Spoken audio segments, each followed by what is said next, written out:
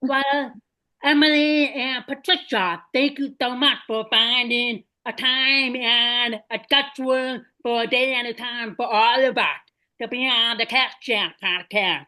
So I really appreciate you being on here to talk about the movie Christmas with the Thing, which aired in 2024.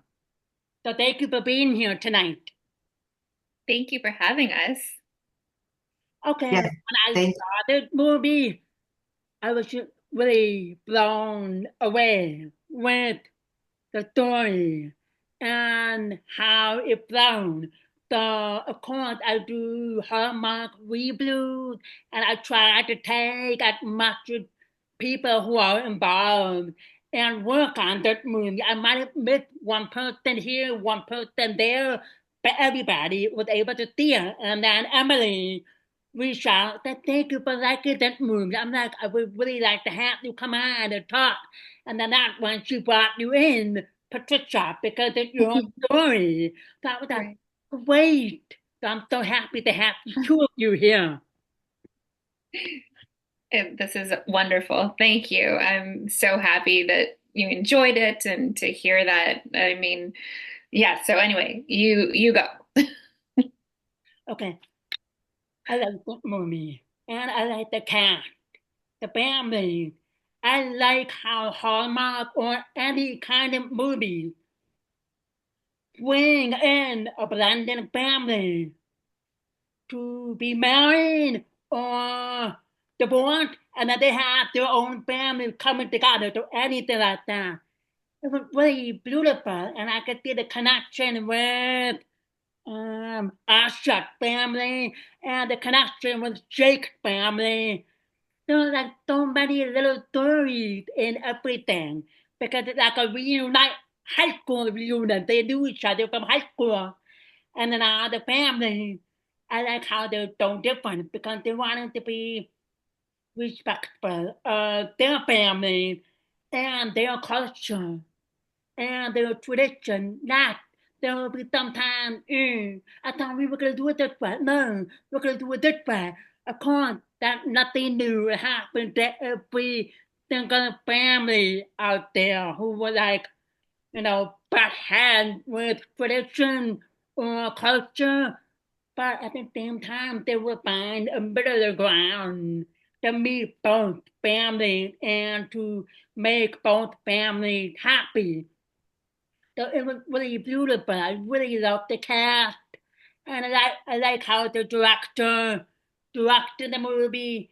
But I want to hear more from both of you, Patricia especially because of your story background, and then we look at the Emily who did the movie play, the teleplay, and then talk about how you collaborate together both and wrote this movie to make it work and beautiful. Okay. That's a big question. That's like a Yeah, I know multitude. it's a big question, but take your time. Okay. No, I love it. Okay. So I am like a huge fan of Christmas since I was teeny tiny. Being Indian, like being South Asian, I didn't really have a lot of community that's also celebrated because, as you've probably seen on TV, there's a lot more. The demographic is predominantly Hindu, when they have all kinds of beautiful traditions and that I just never got to partake in. But with celebrating Christmas, that's about 2% of India, and my grandfather used to make a big production of it back in India, and they just carried that over when they moved to Canada. I'm also Canadian, so that's like a sidebar. But I live in the US now, and we lived in Alberta, like in Edmonton, Alberta. It's like the middle of the country, the snowiest, coldest, and I fell in love with Candy Cane Lane. That's a real thing in Edmonton, and with like our church and with telling the stories and actually like sharing the actual story of like why Christmas exists. But my grandfather used to carry on a thing where it didn't matter what your background was or what your faith was, that every Christmas was for everyone. And I really loved that it got carried on throughout our generations. And so to be able to actually see this story on TV, because I feel like as much as I'm so grateful that we are seeing more South Asian representation on TV and in the movies, I haven't really seen my version yet. And so this was such a like meaningful experience for me to be able to share that. And I also think uh, it's more of an important story that I didn't really recognize until after it aired. That this is funny, but somebody even in politics posted about it, saying that this might be the story that America needs also. And I was like blown away by that. But I realized it's because we have all these ideas of like these people are only this and these people are only that, and there's so much assumption, and that creates this division. But in this story, it's a family that you might assume is something else, and Jake also makes that assumption. Um, but to find out that that's not the case, and even her own struggle with, like, for me growing up, I was like, I'm not this enough, but I'm not really that enough. And so where do I fit? And it took me a while to actually just accept that I was all the things. And so to see that in a movie, I think a lot of people related and reached out to both Emily and I about how they're from different cultures, whether it was like Russian or Irish or Nigerian or different cultures, and um, all kinds of different backgrounds that understood that same thing that I felt my whole life, and to see that it's having this like joyful impact on people is like made me cry 17 times. Emily, would you like to add to that about your experience with writing with Patricia and how to incorporate your ideas or your support to make the movie happen? Yeah, so this is primarily Patricia's story, and I know it's very personal to her and it's based on her family. So she's the one who sold the idea and the story to Hallmark. And I think you guys were working on it for like 2 years, right, Yeah. Patricia? Wow. And I got Yeah. involved very late in the game. I think Hallmark approached me at the end of May Mhm.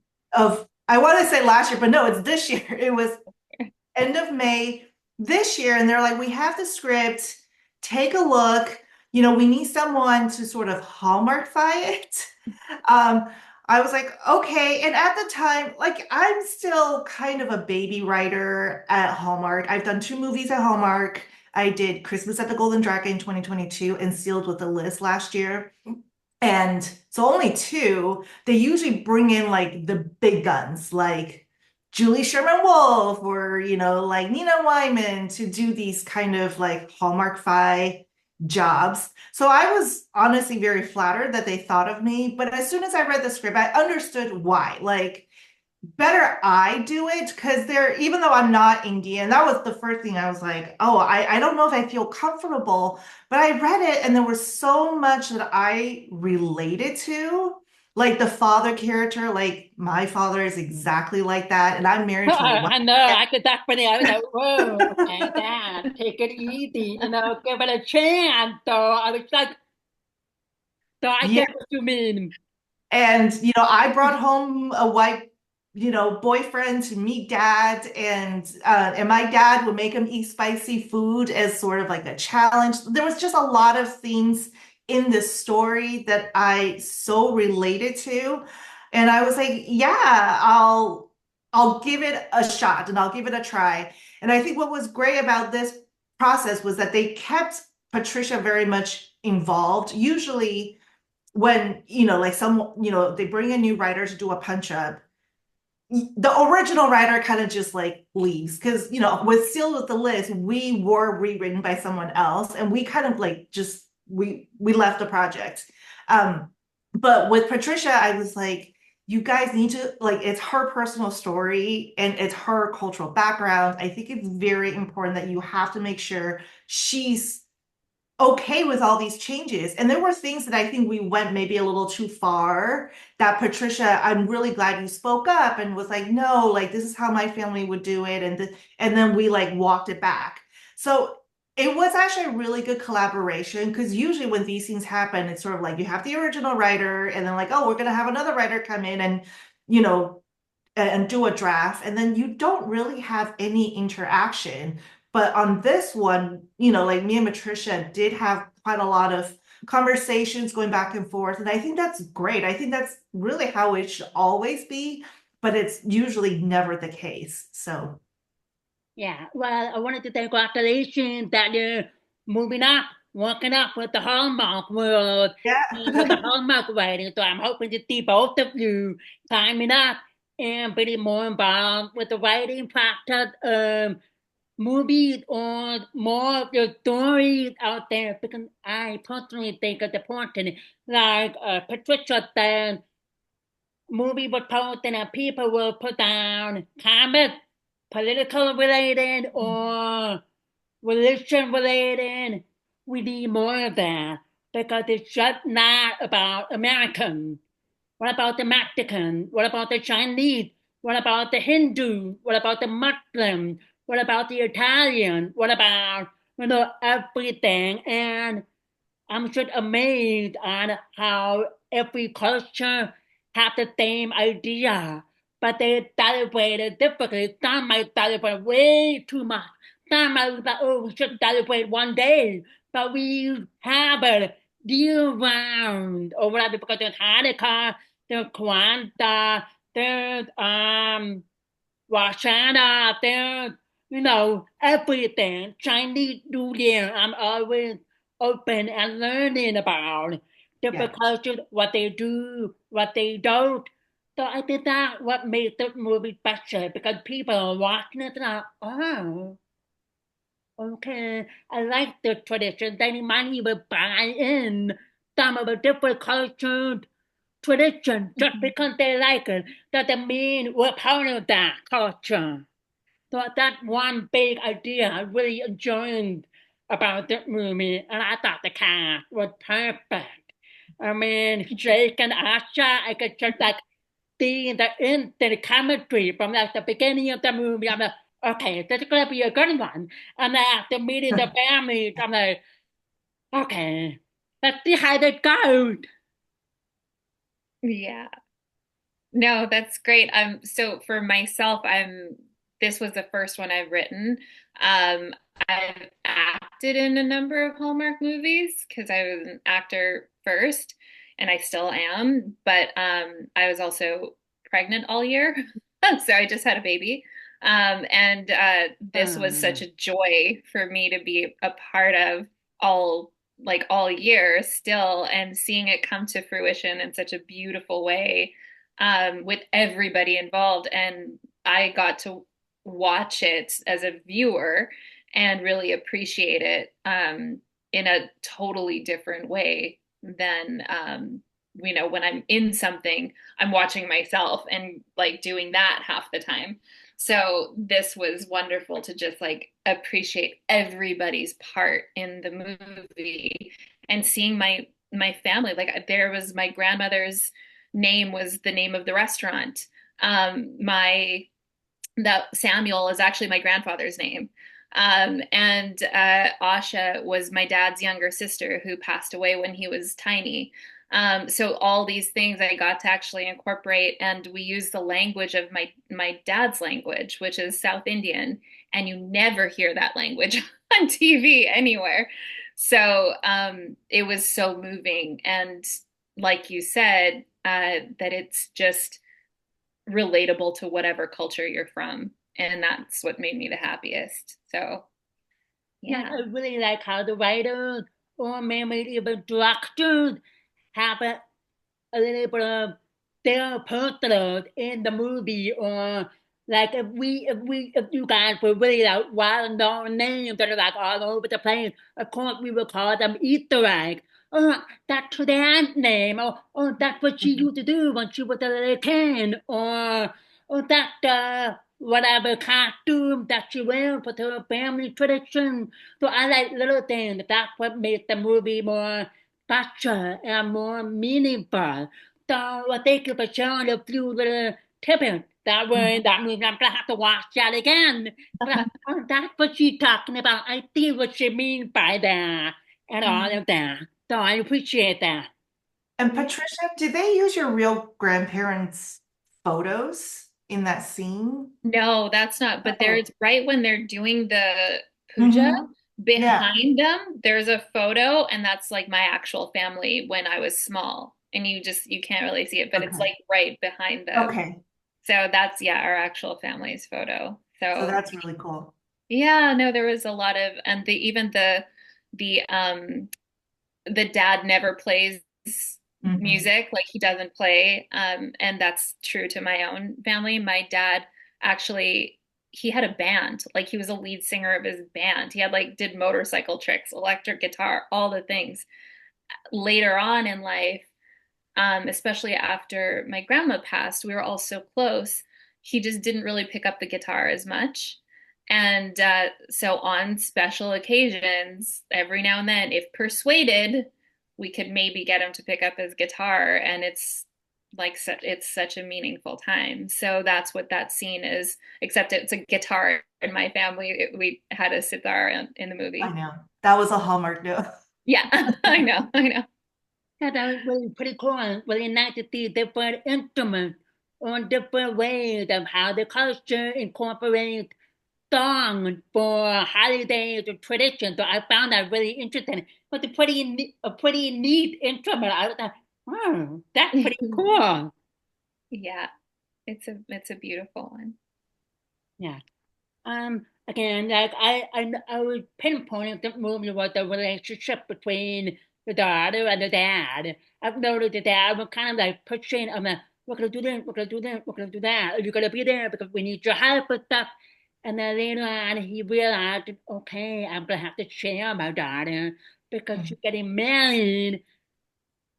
So that was just really important because, of course, every father and daughter relationship goes through that because the daddy don't usually have a daddy girl or number one daughter get married to a purple man or a purple girl lady. Mhm. Like, come on, dad, be nice to the daughter if she wants it this way, you know. So I really like the concept of how it played out with the father and the daughter in the movie. Yeah, I mean, I guess I could, both Emily also said that she related to how the dad was written because I think everybody has their own kind of relationship, but I think also sometimes when you're quite similar, you can butt heads a bit. And my dad and I are quite similar too. So Yeah. I think growing up, it would be, it could be really wonderful. It could be kind of challenging. It could be all the things. But then as an adult, then like moving on into a relationship, all of those feelings come to the surface. And I think at the end of the day, every child understands also wanting their parents to be happy. And that kind of push pull that can happen with our decisions, the things that we want, also making our parents happy. Sometimes they fall in the same bucket, sometimes they don't. Which one do you choose? All of that I think is relatable, and that that relationship between a father and a daughter, I think we don't really also get to see as much out there. And so yeah, this one was a really meaningful one for me because I'm also the only girl in my entire family. Like my cousins are all boys. I have a brother. It was a very, yeah. So So it's like it was a all of the everybody. brothers and the fathers probably overprotective of you growing Oh up. yeah, no, I had chaperones at recess. Like my grandparents would watch me at recess, and we lived across the street. So it's yes, Oh my there's goodness. it doesn't end. But now that I just had a child, I mean, Emily could speak to this way better than I could, but he's 10 weeks old, and I keep thinking about like him getting married one day, and like, is he okay? Is he safe? Is he breathing? Like, and just all of the things. I'm like, oh, this is what they went through. And my mom was like, it never stops. So, however they deal with that, I think that's what we were kind of at least trying to show in the movie, is that like it's where it's coming from is that place. It's just not always coming out in the way that's understandable for the daughter, or so for them to have connected at the end and understood each other, I thought that was really, like, even for me to just as an audience member, I was really moved just watching it too. So Yeah. yeah. Yeah. So I have a very complicated relationship with my dad. And the scene between Asha and Samuel at the end when they have their heart to heart, I feel like I've written different versions of that father-daughter scene in pretty much all my movies. And it kind of really speaks to, because like we had a lot of conflicts when I was younger because I wanted to become a filmmaker and he wanted me to join the family business. So that very much, I kind of like, that was that plot point that I added in where, Asha wanted to be a nurse, but then dad wanted her to become a doctor.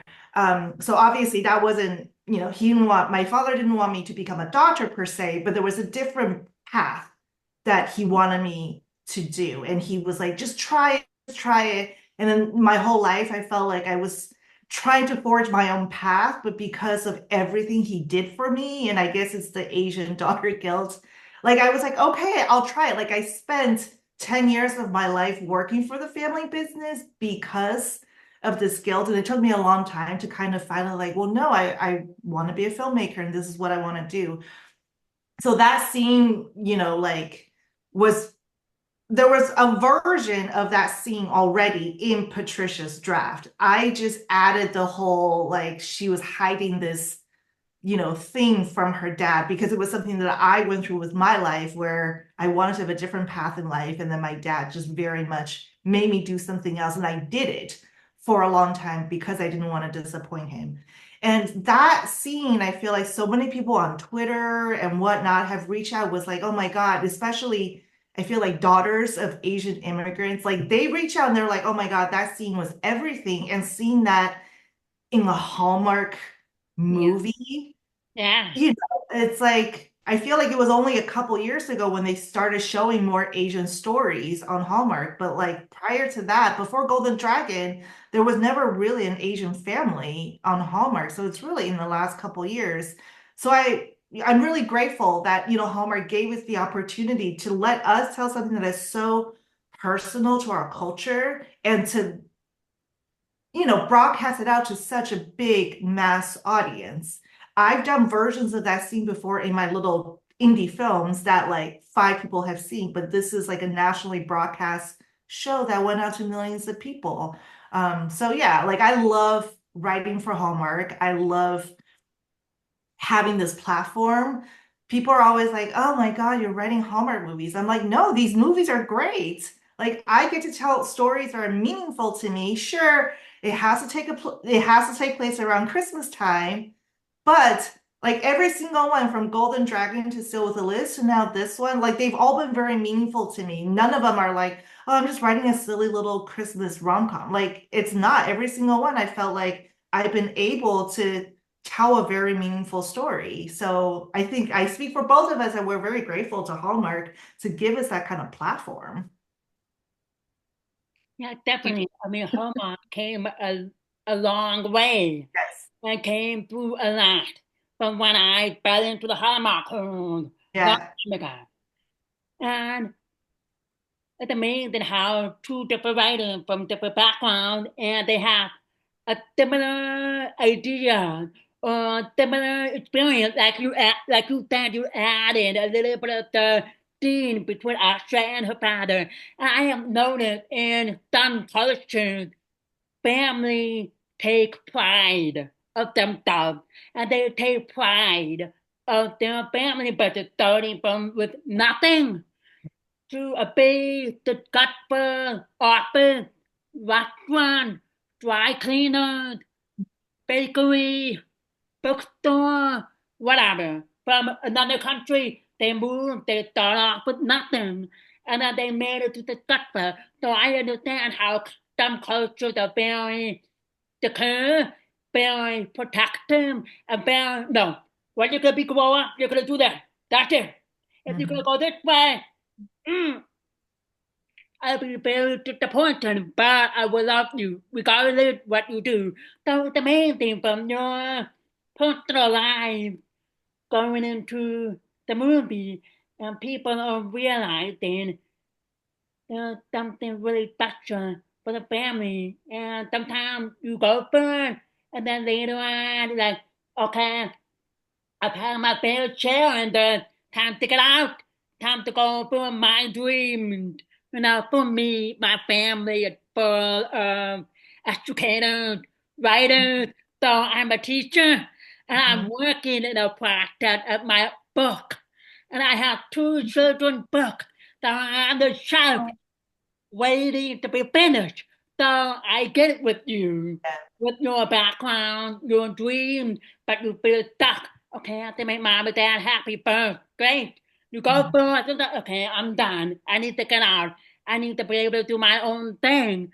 So I appreciate you both sharing your experiences with family tradition, family background, carrying on family legacy with work career into your own thing, your own happiness. Thank you. Yeah, thank you. Um, Again, with the movie, is this your first time working together, teaming up together for this movie? Yeah, Yeah. we met this year. Yeah, we never met before. And like I No. said, usually in these situations, like the new writer never really meets the original writer. And like I was a little afraid. Like I saw your profile on Instagram, like, should I follow her? Should I reach out? I have no idea like what is the protocol? Because sometimes you're like, well, maybe she hates me because I'm like rewriting her work. So I think I just like followed her on Instagram and then you reached out. You're like, let's grab coffee Yeah. sometime. I'm like, that's so nice of you. And I wish like I said, I went through this situation with Seal with the List. Like my writing partner and I were the original writers. We brought the story to Hallmark, and then they hired a new writer to punch it up. And we never had any interaction on social media or anything. And there were times where I'm like, oh, I should reach out because I thought he did a good job. There were a lot of like funny jokes that he added, but I didn't know what was the right protocol. He also never reached out to me. But then after Patricia did that, I'm like, if I ever either I get rewritten or I get hired, let's start a conversation. There, it's not like me against you. It's like we want the same thing because we want this project to succeed and there's no like ego or anything. So I thought that was very cool of Patricia to reach out to me. And then even Penta, the director, the day she was like hired, she like I think reached out to both me and Patricia. And again, on my past films, like that was very rare. It wasn't until like I would visit set that I would like meet the director, but like they never really reached out to me before, like when they are hired. Like, just want to say hi to the writer. So I thought that was very cool of her too. So I think from the beginning, the three of us had a really good working relationship, and that's not always the case. Yeah, but that's amazing. And now, for both of you, with the movie, were you able to meet with the director or like the cast just to get the feel of how the movie is going to go or anything like that?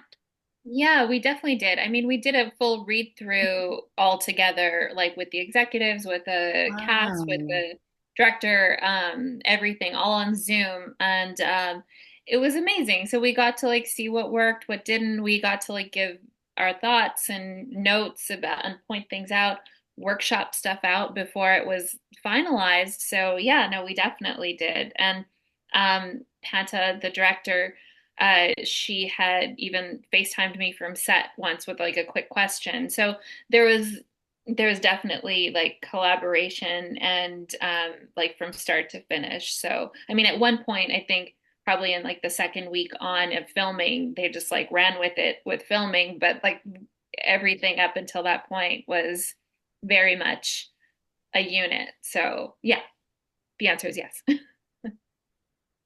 That's amazing. That's really amazing because that's what I really like. I really like having a team who makes the movie, like director, writer, producer, and the cast, and everything just comes together in person or Zoom or typical phone call because that's very important if you watch the movie and the script to be discussed. Like you said, really hear Emily then I have a really that kind of a connection for deal with the lift and the golden dragon, that Mhm. kind of thing. But this one theme, so I'm like really surprised. Like, oh, okay, I'm getting a phone call from the director. Oh, I'm getting a phone call from then wow. So I really like that it happened for both of you getting that connection and experience to make a family, one big Hallmark family, like everybody says,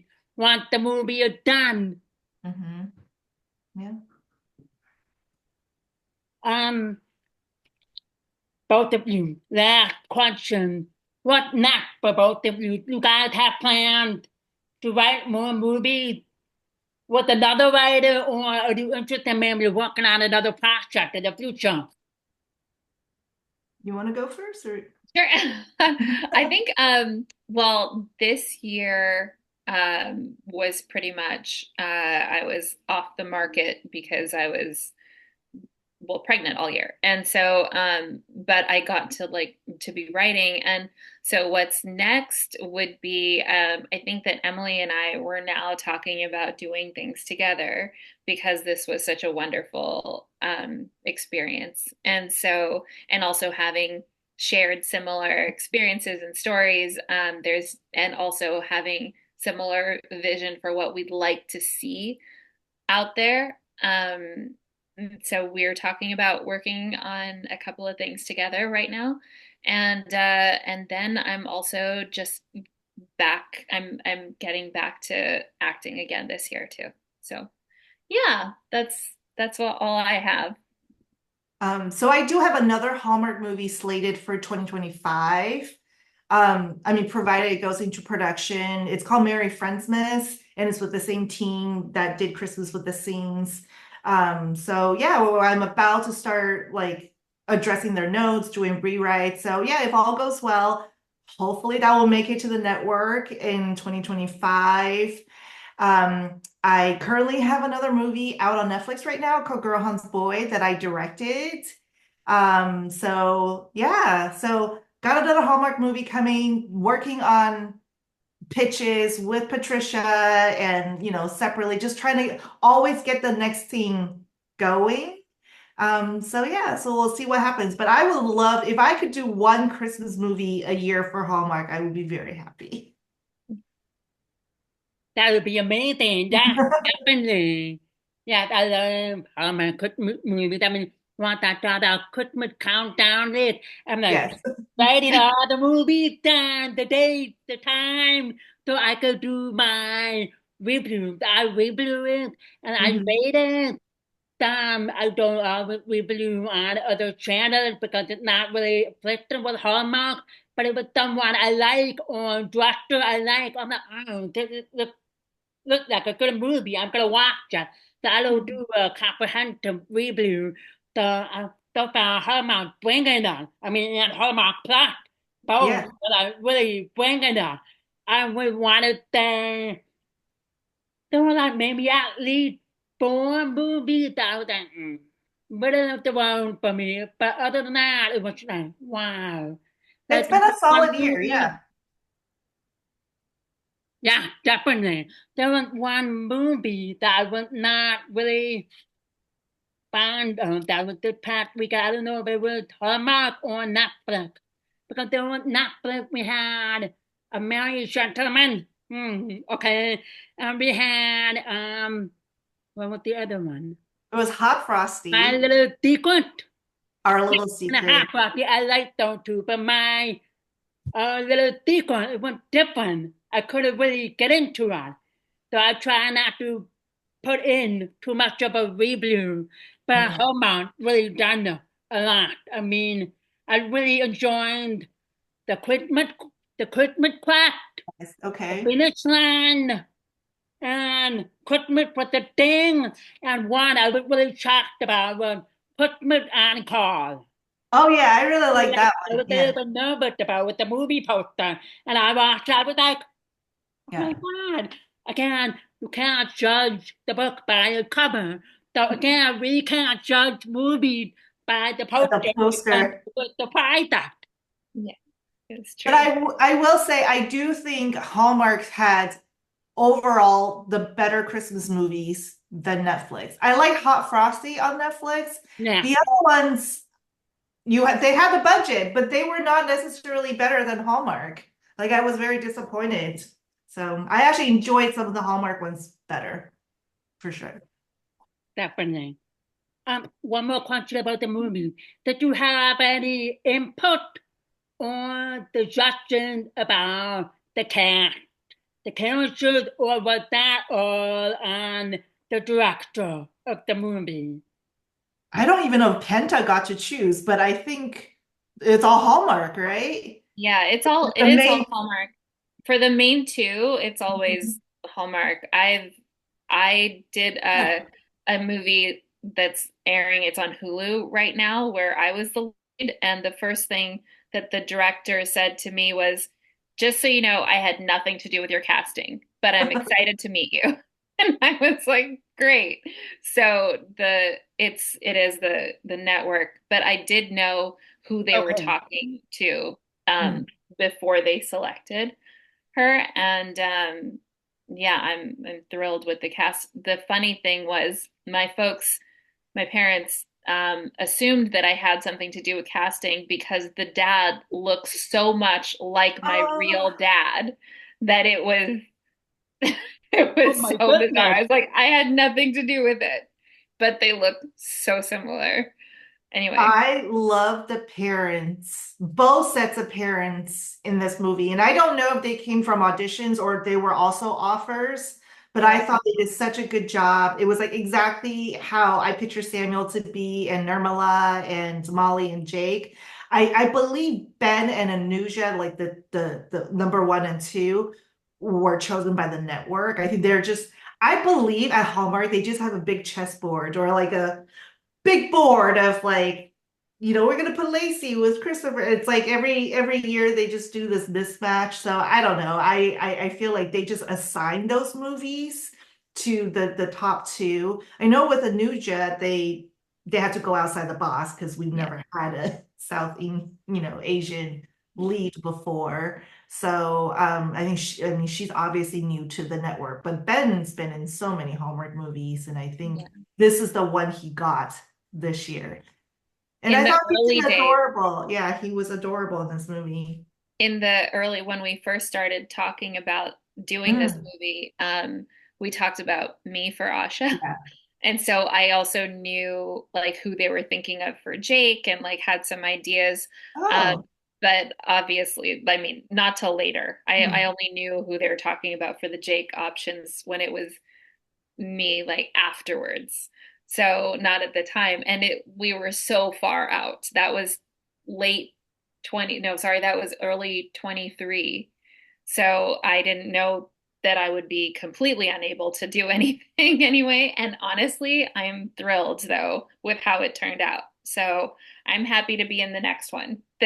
Yes. This one was like watching my family, and I think being outside of it was so much better. It was like so worked out so divinely. So we want to develop one so that Patricia could act Yeah. in the next one. Yeah, let me sure that happen. Yeah. But yeah, that's amazing. That's amazing. I've always wanted to know, like, if the writers or the directors have some kind of input. I know Hallmark is the main network for the top two, Yeah. but like the family or the best friend or the sister, whatever it is. But I'm always curious if the writers who made their story into a movie and the director like, oh, I have an idea for this character. Can we check this person out? Or have some kind of option. So I was just curious about that. If you guys had an input or the hallmark and they double check with you guys because I wanted to make sure that person is fit for the character or the background of the character because like some people like I prefer the character be Asian because it's all about Asian culture or I prefer the person to be Hawaiian because the movie is based in Hawaii and Hawaiian culture so I want some person authentic or close to being authentic, not a white person in Hawaii playing the lead lady like not sure Yeah. about that. That's funny that you say that because that actually happened, right? In that one, there was a movie with Bradley Cooper and Emma Oh, Stone. Emma Stone. Yeah, and Emma Stone was cast as the character that should have been from Hawaii. And anyway, so that was a whole thing. But no, we definitely do have say in terms of like their cultural background because that's written into the character, that's written into the story. In terms Yeah. of the one and two, that's the network, but then the rest are auditioned. So the best friends, the families, everybody's auditioned, and the only input that I had came from when some of the actors that were auditioning started reaching out to me because I lived in Vancouver and that's where this was shot. And people would reach out and let me know that they were auditioning. And that made me reach out to the director just for certain cultural things. Like, for example, the father, as much as there's some amazing actors in that wear turbans, for example, that I love, but wouldn't make sense, like actually make sense for this specific character. And so I just wanted to make sure that we were all on the same page so that we weren't portraying something that actually didn't make sense. Right. But I didn't have, other than that, there was like, and the director already knew that, but I just wanted to double check. So, but other than that, no, it was all a surprise who got cast.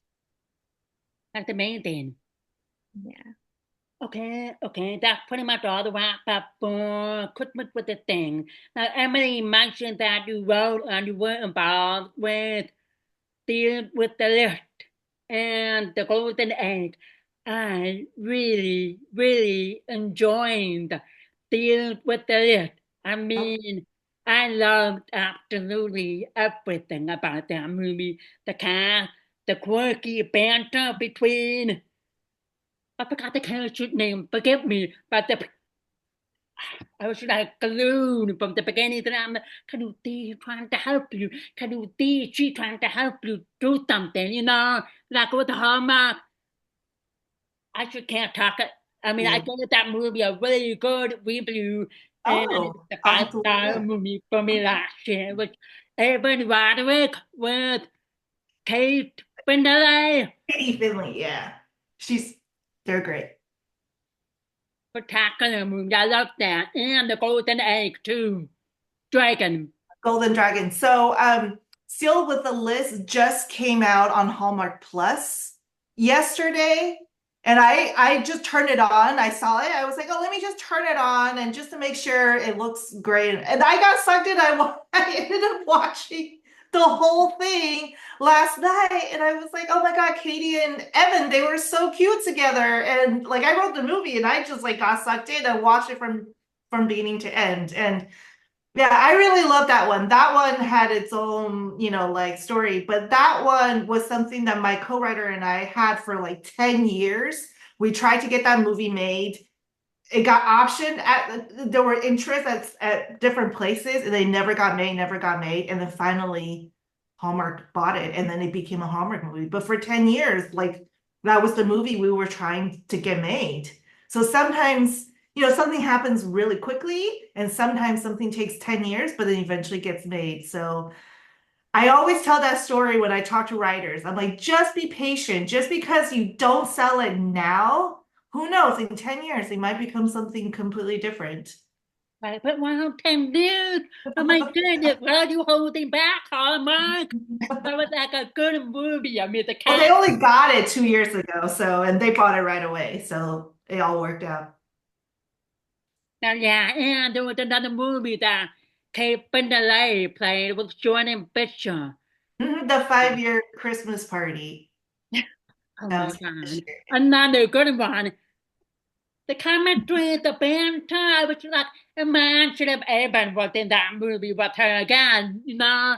But again, it was another great movie, Family Christmas Party, so it was really nice. I just really loved that movie. So I just wanted to put that out there. I really enjoyed Thank you. Here's with the List and The Golden Dragon too, which is another cultural concept movie that was beautiful too. Thank you. Thank you. All right, well, that's all I have for two of you tonight. And I always give a little bit of time at the end of the podcast if you guys have any questions for me. If you don't, or any comments you want the viewers, the band to know, this is your time. You got anything, Patricia? Um, Not really. I guess my main question was like what made you want to start this podcast? Well, I started this idea back oh, wait, let me think. It's been 2 years. I think 2 years ago, I went to my first band convention for Drama Drama Live with the stars in West Palm Beach in Florida.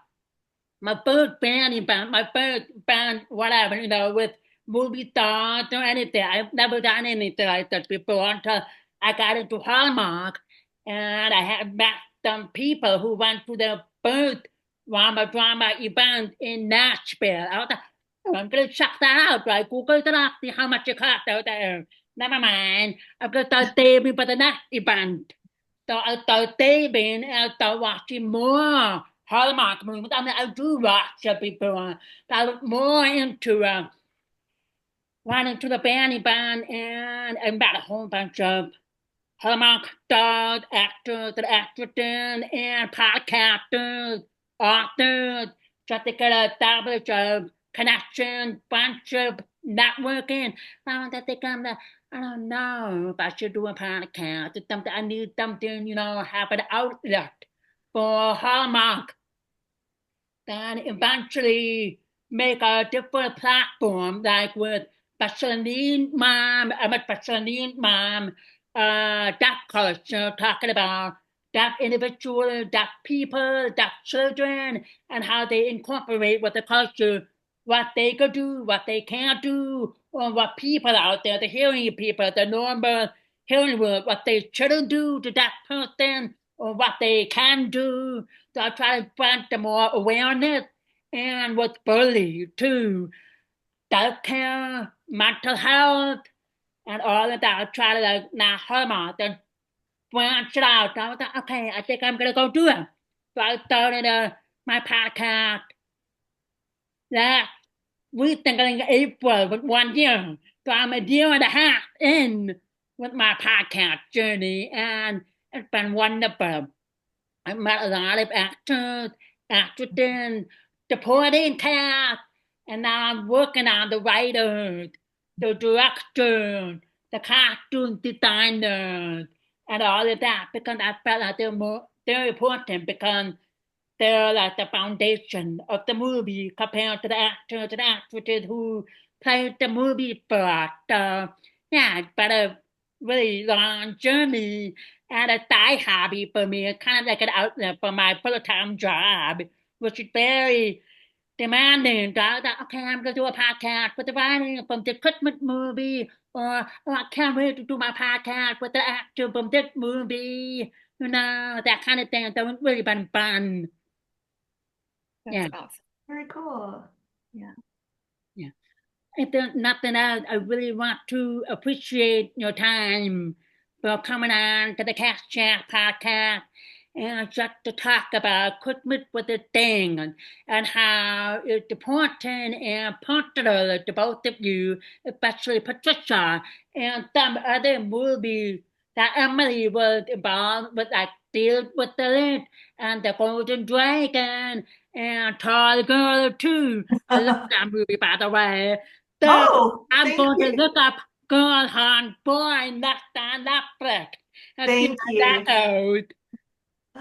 Well, thank you so much for having us. Have a great evening, guys. I appreciate it. Thank you. You You too. too. Thank Good night. you. Bye.